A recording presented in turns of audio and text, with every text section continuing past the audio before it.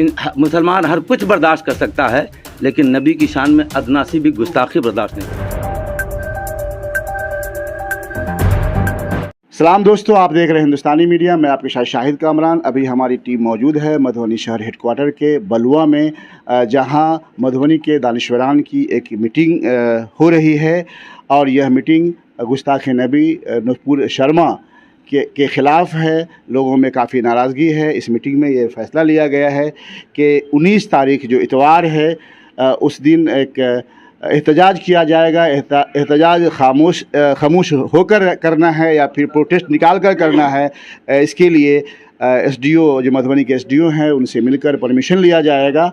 और देखिए ये मामला क्या है नूपुर शर्मा का, इसके बारे में हम यहाँ बैठे जो उलमाए कराम हैं और कुछ दानिशवरान हैं उनसे मिलकर बात करते हैं और फिर जानते हैं क्या है यह मामला। अपनी तारीफ बताएं आप। जी, मेरा नाम मोहम्मद अंजारुल हक है। अंजारुल हक साहब, नूपुर शर्मा जो बीजेपी की राष्ट्रीय प्रवक्ता थी, हालांकि उन्हें बीजेपी ने निकाल दिया है। नबी पाक सल्लल्लाहु अलैहि वसल्लम के बारे में गुस्ताखाना अल्फाज का इस्तेमाल किया था। क्या कहना चाहेंगे आप, क्या है मामला? आप जानकारी दें हमारे दर्शकों को। देखिए, हुज़ूर सल्लल्लाहु तआला अलैहि वसल्लम की ज़ात पूरी कायनात में सबसे आला है जी, और उनके चाहने वाले, उनका कलमा पढ़ने वालों ने तो उनका अदब एहतराम किया ही है। दीगर मज़ाहिब के जो पढ़े लिखे लोग हैं, विद्वान लोग हैं, उन लोगों ने भी उनका एहतराम किया है। उनके बताए हुए रास्ते को मार्गदर्शन कहा है और उस पर चलने की अपने मानने वालों को दावत दी है। तो हुज़ूर सल्लल्लाहु अलैहि वसल्लम पूरी दुनिया इंसानियत के लिए एक बहुत आइडियल शख्सियत हैं, ज़ात हैं, और उनकी ज़ात पर कीचड़ उछालना सिर्फ एक मुसलमान नहीं बल्कि पूरी दुनिया में जितने भी पढ़े लिखे लोग हैं, जी होश लोग हैं, तालीम याफ्ता लोग हैं, जो लोग भी इंसानियत के दिलदादा लोग हैं, वो या कि उन तमाम लोगों के दिलों को ठेस पहुंचाना है और तकलीफ पहुंचाना है। अंजारुल हक साहब, क्या आप बताएंगे कि कौन सा ऐसा मामला है जिसका नूपुर शर्मा ने इस्तेमाल किया? कौन सी बात कही? इतनी ज़्यादा पूरी दुनिया में इस बात को लेकर के लोग परेशान हैं। कहीं एहतजाज हो रहा है, कहीं जुलूस निकाली जा रही है।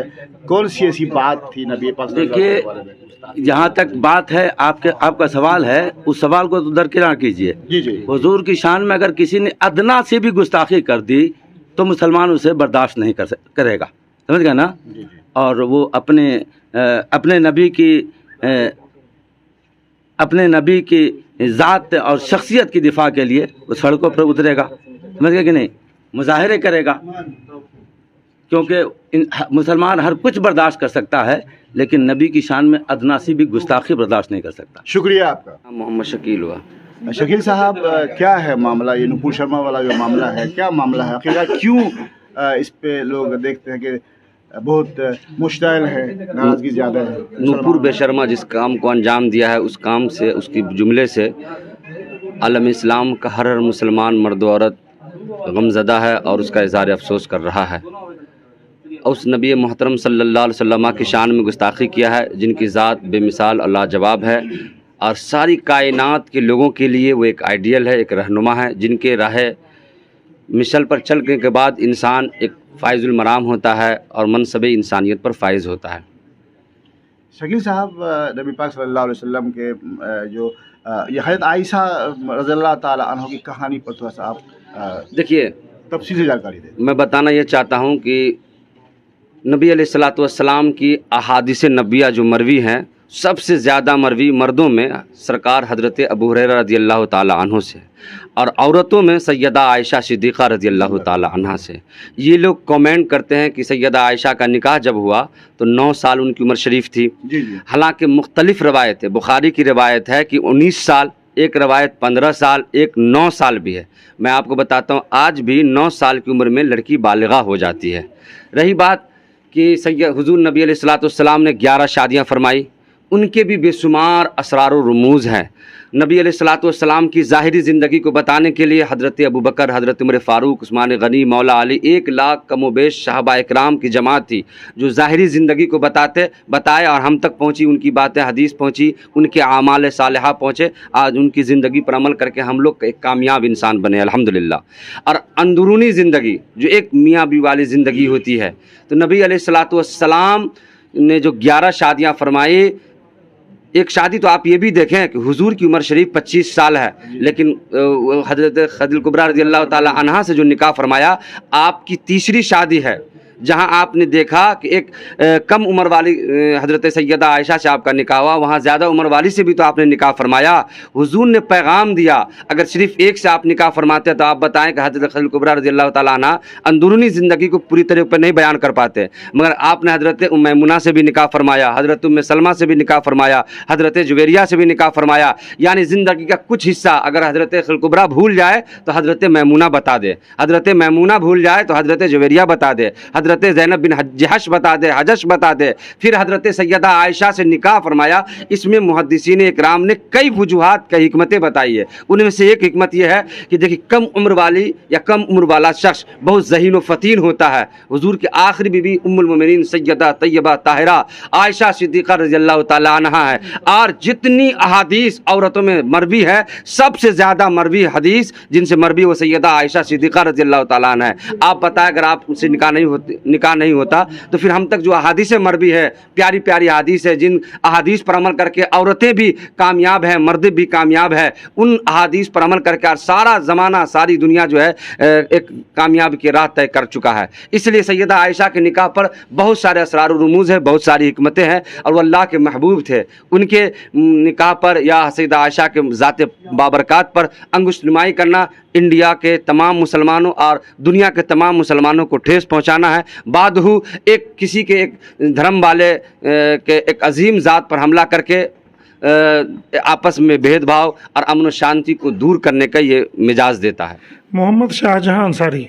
शाहजहां साहब, आज जो मीटिंग हुई है अभी बलुआ में, क्या मकसद था इसका, क्या फैसला लिया गया? मकसद ये था कि आजकल एक ट्रेंड चल गया है, किसी भी मज़हब के ख़िलाफ़ कोई भी आदमी कुछ भी बोल देता है। तो हम लोगों का यहाँ पर जो आज ये था, एक मीटिंग रखा गया था, उसमें सीधी सी बात यह है कि हमारे नबी के ख़िलाफ़ नुपुर शर्मा ने जो गलत बयानी की है उसको गिरफ़्तार किया जाए, ये हम लोगों की मांग है। दूसरा ये कि हम अपने मुसलमान भाइयों से भी कहना चाहते हैं और हिंदू भाइयों से भी कि आपस में जो ये लड़ाई चल रही है इस प्रोटेस्ट को लेकर, उसको ख़त्म किया जाए। रोड पर, सड़क पर निकला नहीं जाए किसी भी प्रोटेस्ट को लेकर, और चाहे मुस्लिम हो, तरह तरह से शिवलिंग का मजाक उड़ाया जाना, वो ऐसे असामाजिक तत्व, शरारती तत्वों को हम मैसेज देना चाहते हैं कि ये सब चीज़ बंद हो। क्योंकि बेकाम निकम्मे जो लोग हैं फेसबुक पर पड़े रहते हैं, वो देखेंगे कि अब ज़्यादातर वो दूसरों के मज़हब के पीछे पड़े रहते हैं, अपने बारे में उनको खुद भी कुछ पता नहीं होता है। तो मुस्लिम जो भी हैं मानने वाले इस्लाम के, वो गैर मुस्लिमों का मजाक ना उड़ावें, जो हमारे गैर मुस्लिम भाई हैं वो मुस्लिम के, हमारे नबी का मजाक नहीं उड़ावें। इस तरह से ही शांति बहाल रह सकती है। और ये जो मीटिंग है हम लोगों ने आज जो रखा है, उसका मकसद यही है कि कोई हंगामा खेज बात नहीं होगी और हम लोग SDO साहब से मिलेंगे, अपने गमो गुस्से का इजहार करेंगे कि हमारे नबी के बारे में जो बात कही गई है वो सरासर गलत है, हम लोगों को इससे काफ़ी तकलीफ़ है और हम अपनी बात पहुंचाकर भारत सरकार से ये कहना चाहते हैं कि उसकी गिरफ्तारी हो। बहुत शर्मिंदगी की बात है कि जो नुपुर शर्मा को राष्ट्रीय प्रवक्ता के पद से हटाया गया, अगर हमारे यानी कि हम भारतीय मुस्लिम के मांग पर हटा दिया जाता तो हम लोगों को काफ़ी खुशी होती। और आप ये कहना चाह रहे हैं कि विदेश के मांग पे हटा दिया गया? ये भी इस बात से हमें शर्मिंदगी है। हम लोग दुनिया में मुस्लिम कंट्री की बात अगर करें, इंडोनेशिया के बाद दुनिया में सबसे ज़्यादा मुसलमान हिंदुस्तान में है। तो हमको अगर इतनी शदीद तकलीफ़ हुई, किसी ने गलत बयानी की, तो उसको सरकार को चाहिए था कि उस पर कदम उठावे, उसको उसकी गिरफ्तारी हो। लेकिन हम लोगों के कहने पर नहीं किया गया। बाद में विदेशों में जब एहतजाज हुआ, प्रोटेस्ट हुआ, तो उनको हटाया गया। इस बात की तकलीफ़ हमें है कि हम लोगों को तरजीह दी जानी चाहिए करके विदेश में जो है, बिल्कुल, सऊदी अरब हो, दुबई हो, अमेरिका, कोई भी हो जी। तो हम अपने सरकार से ये भी गुजारिश करते हैं कि अपने नागरिक, मुसलमान भी आपके नागरिक हैं भाई, इस देश के सिटीज़न हैं, उनकी भी वैसी ही इज्जत हो जैसे दूसरे नागरिकों की होती है। यही मेरा पैगाम है। और मुस्लिमों को ख़ास तौर से पैगाम है कि वो दूसरों का मजाक उड़ाना बंद करें। हिंदू भाइयों के लिए भी यह पैगाम है कि वो मुस्लिमों का मजाक उड़ाना क्या बंद नाम है आपका? जी, मेरा नाम मोहम्मद इम्तियाज़ अली है। इम्तियाज़ अली, आज जो मीटिंग रखा था आपने, असल में इसका मकसद क्या था?